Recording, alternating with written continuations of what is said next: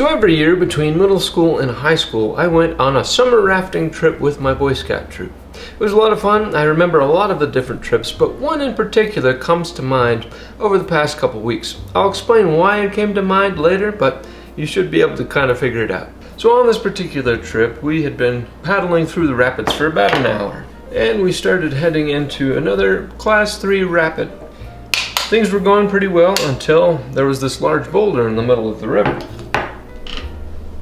We slid sideways right up onto the boulder so that half of it was up and half of it was in the river. A raft guide yelled, "Get to the high side!" But instead of following directions, the three of us on the low side all just fell out of the boat.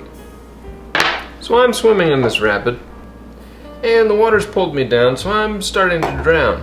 And I look for an opportunity to go get a breath of air. I swim up towards the light. And just before I'm able to get to the light, another raft comes up behind us, smacks me in the back of the head, and sends me straight back in under the water. So I'm starting to drown, and things are starting to move in slow motion. I remember just looking around and thinking, this is where I die. But all of a sudden my raft guide pulled me up by the straps and pulled me back into the boat. I look around and everything seems to be normal. All my friends are there, making an assessment, and I turn and I look, and my hat is still in the river.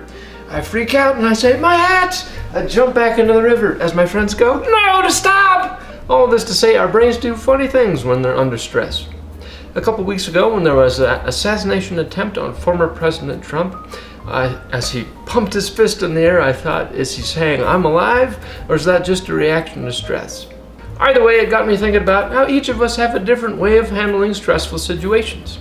Some may be pumping their fist in the air. Some others may be jumping into a river to rescue a hat, or doing something else entirely. But we all have a different way of handling stress. And with that, I hope you enjoyed this video. If you did, please give it a big thumbs up, and if you haven't done so already, subscribe down below, and I will see you in the next video.